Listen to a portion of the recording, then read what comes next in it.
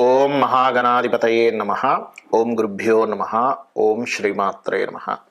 పరమేశ్వర స్వరూపమైనటువంటి జ్యోతిష, వాస్తు మరియు ఇతర అనేకమైనటువంటి శాస్త్రములను మనకు అందించినటువంటి మహర్షులకి నమస్కారం. హయగ్రీవ హయగ్రీవ హయగ్రీవేతి యో వదేత్తస్య నిస్సరతే వాణి జనుకన్యా ప్రవాహవత్. అరుణాం కరుణాతరంగితాక్షీం ధృతపాశాంకుశపుష్పబాణచాపాం అనిమాదిభిరావృతాం మయూకైః అహమిత్యేవ విభావయే భవానీం. శ్రీమాత్రే నమః. మనం ఈరోజు చెప్పుకోబోయేటువంటి విషయం ఏంటి అంటే, చాలామంది చూడండి, లైఫ్ చాలా హ్యాపీగా సాఫీగా సాగుతూ ఉంటుంది. ఉండగా కొన్ని కారణాల వల్ల గందరగోళంగా అయిపోతుంది జీవితం మొత్తము కూడా. చక్కగా నడుస్తున్న బిజినెస్ డౌన్ఫాల్ అయిపోవడము, లేకపోతే మంచిగా ఉన్నటువంటి జాబ్ కోల్పోవడము, చక్కగా ఉన్న ఆరోగ్యం దెబ్బతిండము, ఇట్లాంటివి ఏర్పడుతూ ఉంటాయి. ఆస్తులన్నీ ఏదో లిటిగేషన్స్లోకి వెళ్ళిపోవడం. దీనికి కారణం ఏమిటి? ఈ కారణము మనం ముందుగానే మనకి మహాదశానాథుడు కానీ ప్రకృతి కానీ హెచ్చరిస్తూ ఉంటుంది. అది ఏ మహాదశలు అంతర్దశలు వచ్చినప్పుడు ఏ లగ్నానికి ఎటువంటి ఫలితాలు, ఆ సమయంలో ఎటువంటి చిన్న పరిహార మార్గాలు, చిన్న మంత్రంతో చిన్న ధ్యానంతో ఎలా చేసుకోవాలి అనేటువంటి విషయాల్ని మనం ఒక్కొక్క లగ్నరీత్యా మనం ఇప్పుడు తెలుసుకుందాం.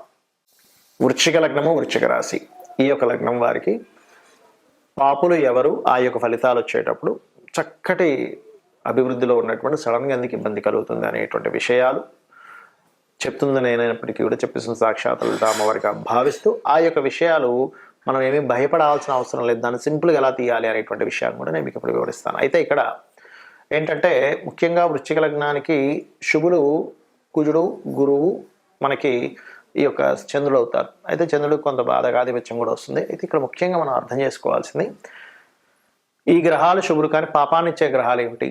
తృతీయాధిపతి, షష్టమాధిపతి, అష్టమాధిపతి మరియు మనకి వ్యయాధిపతి. తృతీయాధిపతి శని అవుతాడు. దీనివల్ల ఏంటంటే, ఒక్కోసారి చూడండి ఎక్కడ వీళ్ళు ఇరుక్కుంటారంటే, జాబ్స్ ఇప్పిస్తాను లేదా ఎవరైనా జాబ్ ఇప్పిస్తానంటే డబ్బులు కట్టడం ద్వారా, మీడియేటింగ్ ద్వారా ఒకటి. అంటే శని యొక్క ఫలితాలు వస్తున్నా, శని మహాదశ అంతర్దశల ఫలితాలు వస్తున్నా. రెండవది,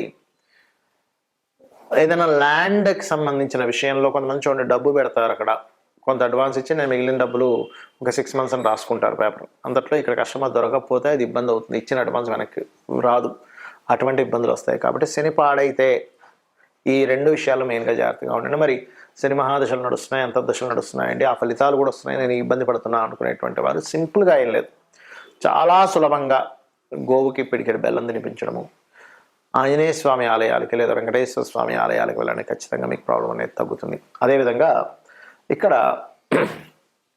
కుజుడు లగ్న షష్టమాధిపతి, అందులో ఎటువంటి డౌట్ లేదు, శుభుడే అవుతాడు. కానీ పాడైతే అప్పుడు ఇవ్వడం తీసుకోవడం ద్వారా గొడవలు వస్తూ ఉంటాయి. కాబట్టి సుబ్రహ్మణ్యేశ్వర స్వామి ఆరాధన చాలా ఇబ్బంది పడుతున్నటువంటి వారు.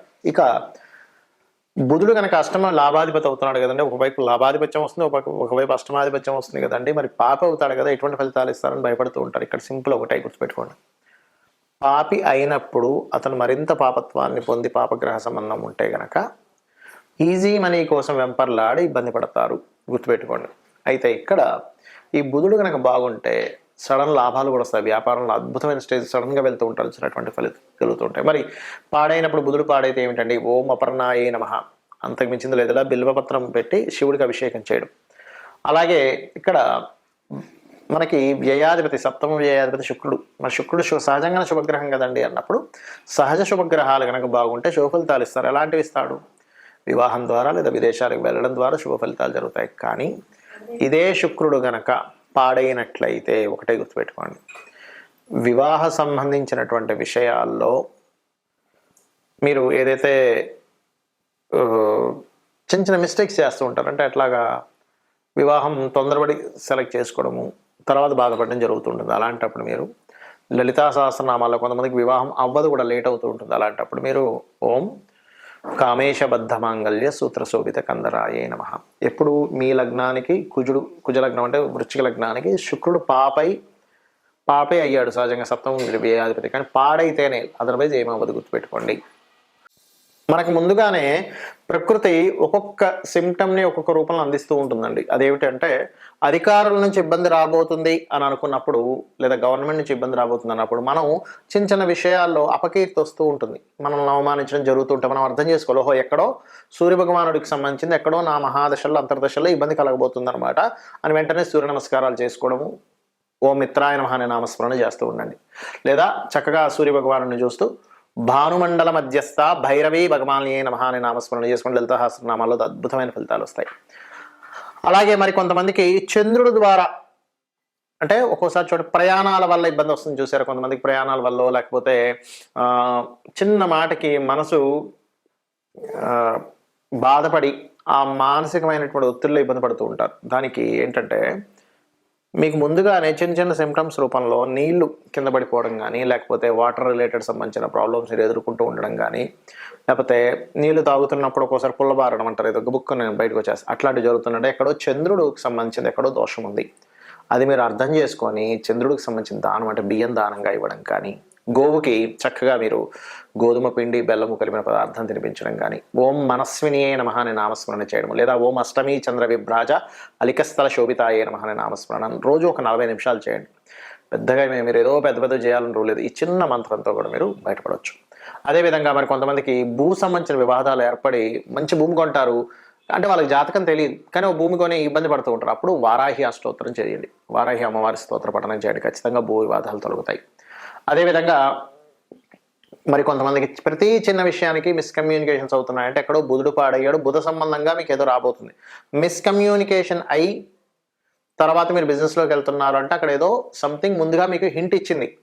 ఈ యొక్క మిస్కమ్యూనికేషన్ మీకు రేపు పొద్దున్న వేరే దానికి దారి తీయబోతుంది అని. అప్పుడు మీరు చేయవలసింది ఏమిటంటే చాలా సింపుల్గా మీరు ఒకటే గుర్తుపెట్టుకోండి, మీరు చేయవలసింది ఎటువంటిది ఏదైతే బిజినెస్లో ఉన్నాయో ఆ విషయంలో జాగ్రత్త చూసుకోవాలి.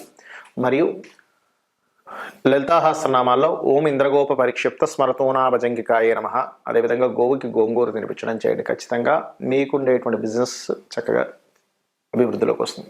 గురు సంబంధించిన దోషం మీ జన్మజాతకంలో ఎక్కడో ఇబ్బంది ఉందన్నప్పుడు మీరు గురువులతో కొన్ని మాటలు పడుతూ ఉంటారు, మీకు తెలియకుండా మీ పెద్దవాళ్ళతో గైడింగ్ వాళ్ళతో. అంటే అక్కడ ఏంటి, గురుగ్రహం ఎక్కడో పాడే మీకు ఆ దోషాన్ని ఇస్తుంది. అలాంటప్పుడు గోవుకి అరటికాయలు తినిపించడము, దత్తాత్రేయ మంత్రం జై గురుదత్త శ్రీ గురుదత్త చేసుకోవడం మంచిది. స్త్రీ ద్వారా ఇబ్బంది వస్తుందంటే శుక్రగ్రహ దోషం ఎక్కడో వచ్చింది, అలాంటప్పుడు శ్రీమాత్రే నమః, బొబ్బర్లు దానంగా ఇవ్వడం, గోవులకి తీపి చపాతీలు తినిపించడం. శని సంబంధించినటువంటి ఏదైనా దోషం వచ్చింది మీ జన్మజాతకంలో అన్నప్పుడు కింద స్థాయి వాళ్ళతో మీకు వ్యతిరేకతలు వస్తూ ఉంటాయి, అంటే మీకు కింద పనిచేసే వాళ్ళతో. అంటే అర్థం ఏమిటి, శనిగ్రహం ఎక్కడ దోషమైంది, దానికేంటి నూనె దానంగా ఇవ్వడం, నువ్వులు దానంగా ఇవ్వడం, ఓం అనాకలిత సాదృశ్య చుబుక శ్రీ విరాజితాయ నమః చేసుకోవడం. రాహు అయితే దుర్గని, కేతు అయితే గణపతి ఆరాధన చేయాలి. ఈ రకంగా చేసినట్లయితే మీకు జన్మజాతకం లేకపోయినా మీరు ఎన్ని ఇబ్బందుల్లో ఉన్నా ఆ సిమ్టమ్స్ అర్థం చేసుకుంటూ మీరు ఈ రకంగా లలితాసహస్రనామాలు చేసుకున్నా, లేదా నిత్య దీపారాధన చేసుకున్నా, నిత్య దేవతారాధన చేసుకున్నా మీకు ఎటువంటి ఇబ్బంది ఉండదు. గ్రహస్థితి ఎలా ఉన్నా సార్ అమ్మవారు మిమ్మల్ని కాపాడుతుంది, కాపాడాలని మనస్ఫూర్తిగా కోరుకుంటూ శ్రీమాత్రే నమః.